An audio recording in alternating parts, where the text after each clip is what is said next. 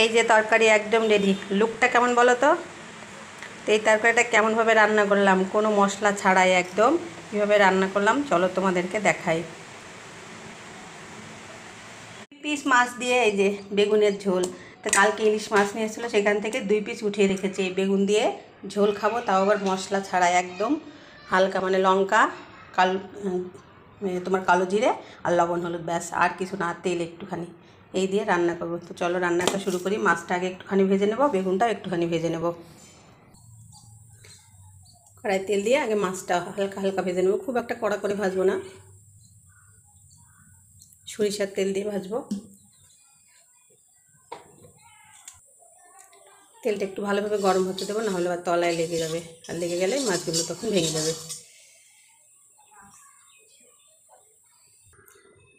তেল সুন্দরভাবে গরম হয়ে গেছে, এবার মাছটাকে ভেজে নেব।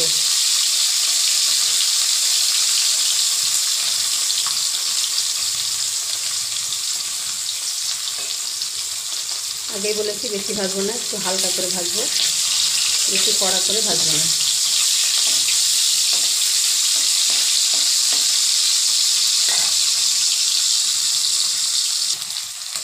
মাছ ভাজা হয়ে গিয়েছে, মাছটা তুলে নেব। এই যে হালকা করে ভেজে নিলাম। এইবার এই তেলেই বেগুনগুলো ভেজে নেব।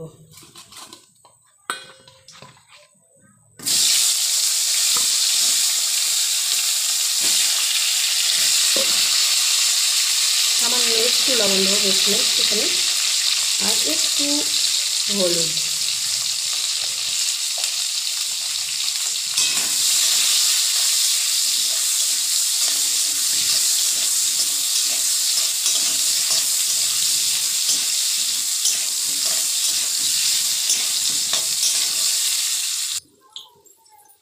বেগুনগুলোকে আমি কিন্তু লম্বা লম্বাভাবে কেটে নিয়েছি। এইভাবে কাটলে খেতেও ভালো লাগে, দেখতেও ভালো লাগে। 2টো বেগুন নিয়েছি আমি, বেশি নিইনি, মাঝারি সাইজের 2টো বেগুন। ভাজা হয়ে গেছে, এবার বেগুনগুলো তুলে নেব।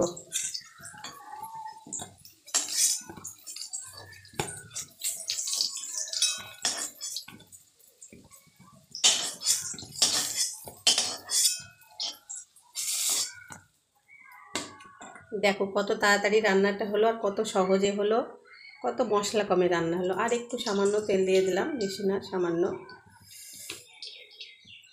এইবার দিয়ে দেব এই যে কালো জিরা,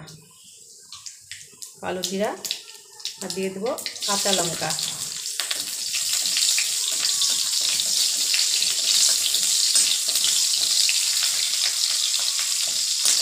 এইবার হচ্ছে স্বাদ মতো লবণ আমি একবারে দিয়ে দিচ্ছি, আর হচ্ছে দিব হচ্ছে হলুদ। ব্যাস, হয়ে গেল, যা দেবার মশলাপাতি দেওয়া হয়ে গেল। এবার দিয়ে দেবো একটুখানি ভেজে, এবার দিয়ে দেবো জল।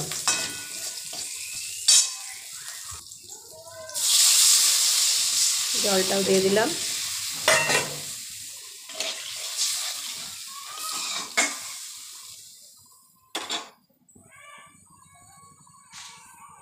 এবার একটু ফুটিয়ে নিয়ে তোমার মাছ বেগুন সব দিয়ে দেবো।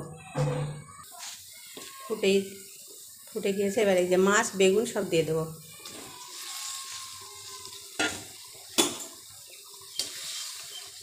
একদম পুরো ইলিশ, মানে ইলিশের সঙ্গে বেগুনের একদম পুরো ফ্লেভারটা আজকে আসবে, কোনো মশলার নয়।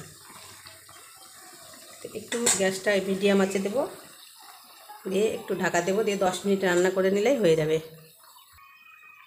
এই যে ঢাকা দিয়ে দিলাম, 10 মিনিট পর আসছি। চলো দেখি তরকারিটা কত দূর হলো।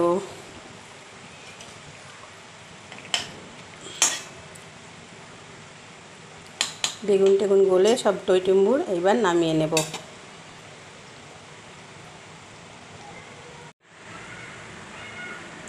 এই যে তরকারি একদম রেডি। লুকটা কেমন বলো তো?